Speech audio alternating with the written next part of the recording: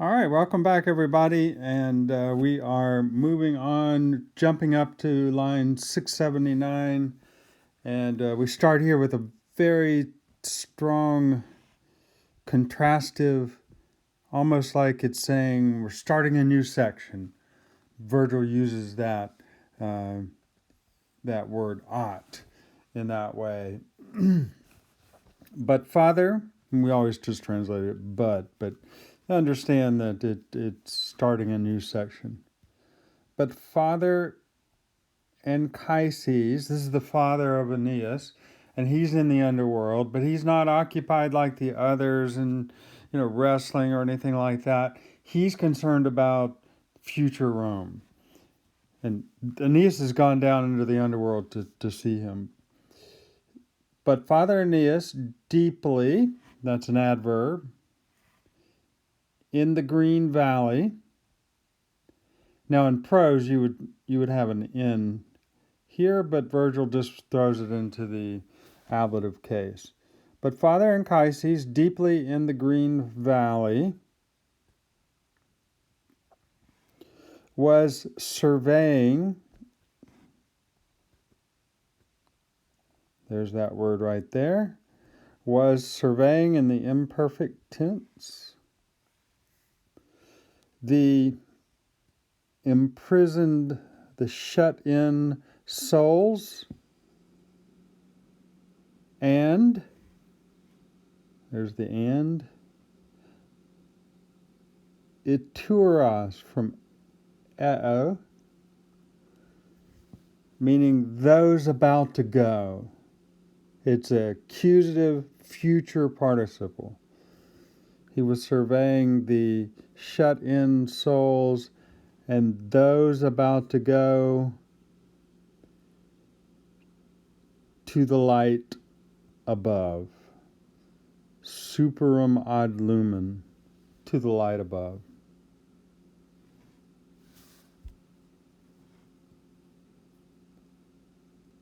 I'd put a comma there. This is really an ablative, but we can translate it like an adverb, studio earnestly, or with earnestness, reflecting. Reflecting earnestly, he was, but Father Anchises, reflecting earnestly, was surveying, so forth, these accusatives. And by chance, forte, he was reviewing, counting up all the number. See, he was doing a census on them. He was counting up all the number of his own, the people that belonged to him, his descendants. And his dear descendants and the fates and the fortunes and the mores and the deeds of the men, of the people.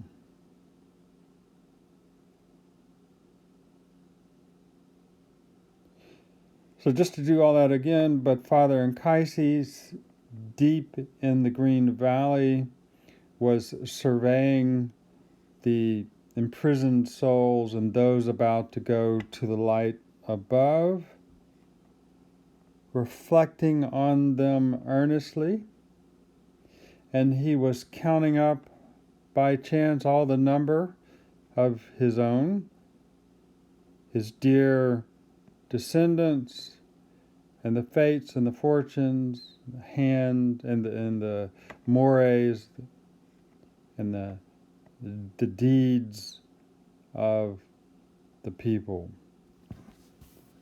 When he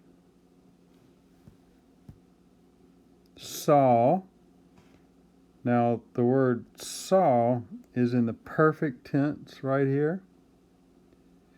This is not widet, this is weedit, and that's the perfect tense.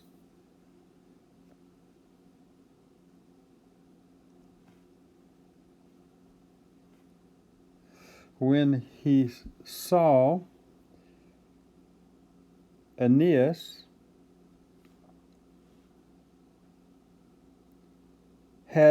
wending his way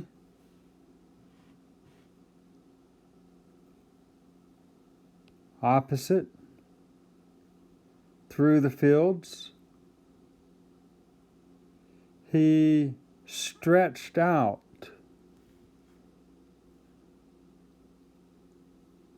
there's that word. I should use the other marker to make it better, prettier.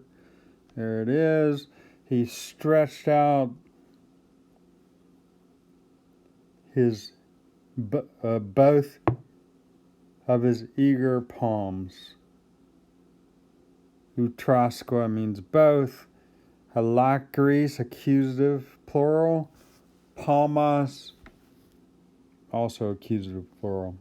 He stretched out both of his eager palms. And tears, probably a fusai sunt, and tears poured down his cheeks. His Guinness is in the ablative case. And his voice excited, fell out, something like that, fell out from his mouth. Excited.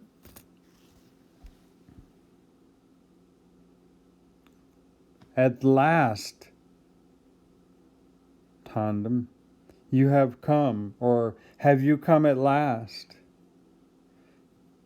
And has your piety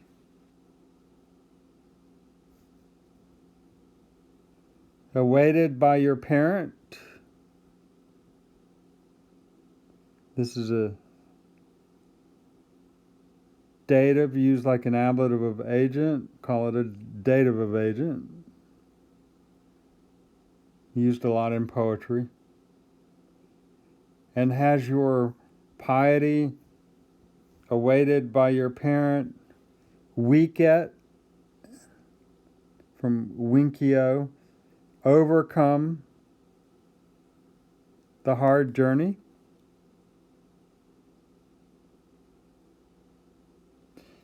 Is it given? Dator, of course, is in the passive tense, and we have a question mark here, so I'm going to say, is it given or is it granted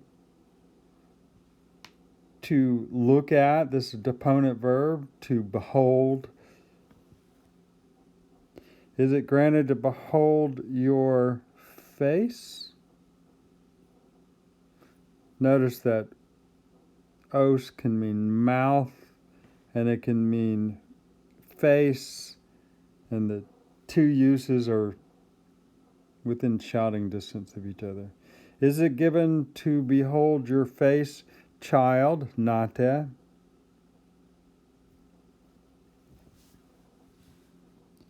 And to hear, audire, and to return, familiar voices? Question mark?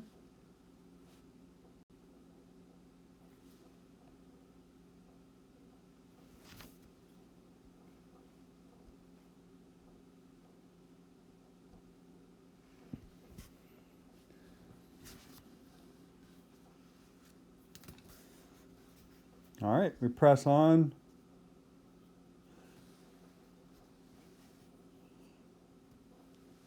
Thus, surely I was thinking in my mind, and I was reckoning the future. So in my mind is here, and this is from re'or, It's going to be the imperfect tense. And I was reckoning up the future.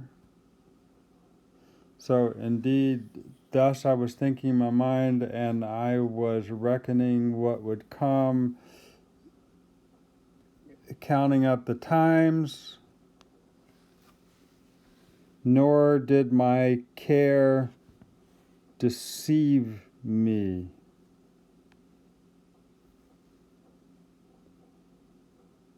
This verb right here being from follow.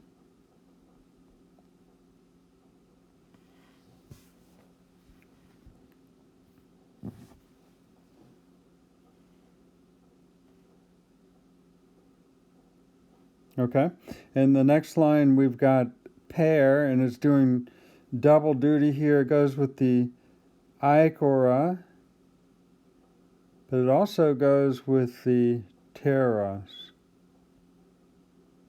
and the quas, really.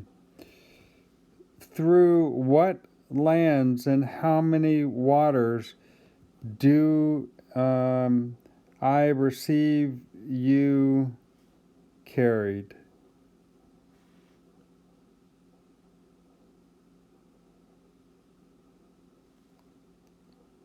Not really a question, it's an exclamation. Through what lands and through how many waters I receive you carried? And then continuing the accusative idea because of the te in the line above. By how many perils buffeted, child? Buffeted by how many perils, child? How, this is an adverb, how I feared. Now fear clauses, when they're positive, take a ne. So after a verb of fearing, you get a ne to show the thing that's feared. How I feared what the kingdoms of Libya might harm you. This quid right here is what we've been calling a cognate accusative. That means you've got to, it's the idea that's built into the verb has to be put into the accusative. So I would translate it, how I feared what harm the kingdoms of Libya would do to you. See how the idea of the harming that's in the verb is then ending up in this accusative here. It happens sometimes in Latin poetry especially. You get an accusative where you don't really expect an accusative. You could have left it out because this verb takes a dative after it, and there's tibi.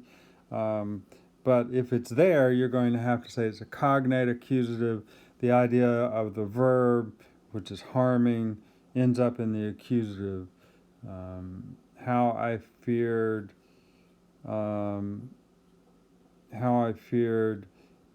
that the kingdoms of Libya would do quid, harm to you. All right, but he, so that we know now we're switching over to Aeneas, but he, Father, your sad image.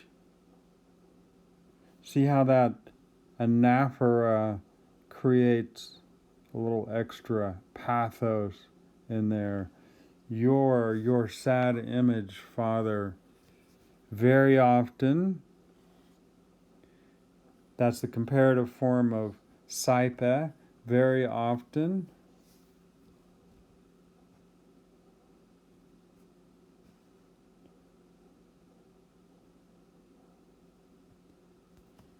occurrence. I shouldn't underline it. Let me reverse that and let me highlight it. Well, I guess I underlined it because it is going to be nominative. Your sad image. Very often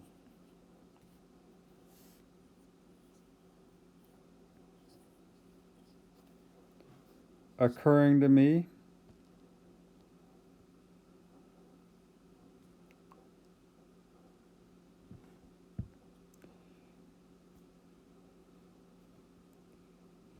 Drove me, that's why the may falls into the accusative. To make my way, tendera, to make your way to something. We saw him making his way across the fields a little while ago. Now he's making his way to these thresholds. So your sad image, Father, very often occurring to me, compelled me to make my way to these thresholds.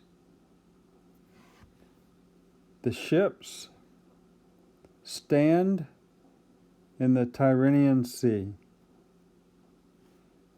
Da, Jungera, da plus the infinitive often means grant to me to do something, grant to me to join the right hand, grant Father,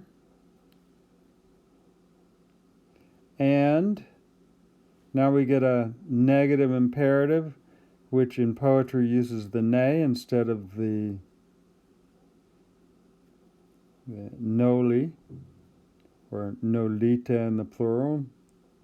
That's what you would see in prose, but in poetry you get the ne plus the imperative. Don't withdraw yourself from our, meaning himself, embrace, amplexu. That's a fourth declension verb in the ablative. Not verb, noun in the ablative. Thus, memorans, I'm going to underline it because it's in the nominative, thus recounting with effuse weeping, at the same time he was wetting his face.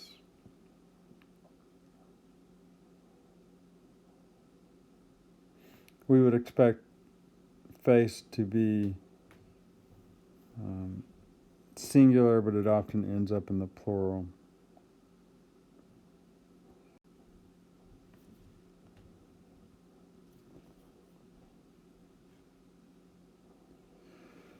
Three times he tried, I'm just going to underline it, even though it's probably a conatus est, deponent verb. 3 times he tried there to Dara. Now Dara is going to have the sense of place, to place. When you do it, when you give your arms, you place your arms in English. 3 times he tried to place his arms around his neck. It's possible that we're looking at an understood verb, kirkum dara, to place around. Kirkum is obviously governing the neck either way, though. 3 times he tried to place his arms, kirkum kalo, around his neck. 3 times in vain.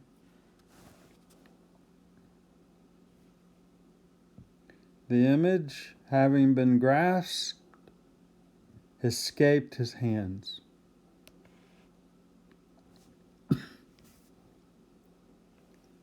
Like, now that's going to expect a dative after it. Like to light winds, and to, I'm going to put like to like winds, and very similar to a fleeting dream. Okay, so that's how the Latin goes. It's one of our shorter passages. So you think about that. I'd love to hear your comments on it. Beyond what I've said, a lot of polysyndeton here, maybe some other artistic things going on, maybe some ideas. You guys have been really good about bringing out the interesting ideas about the underworld. So I welcome any of those things in the discussion. So we'll be meeting you online in Blackboard.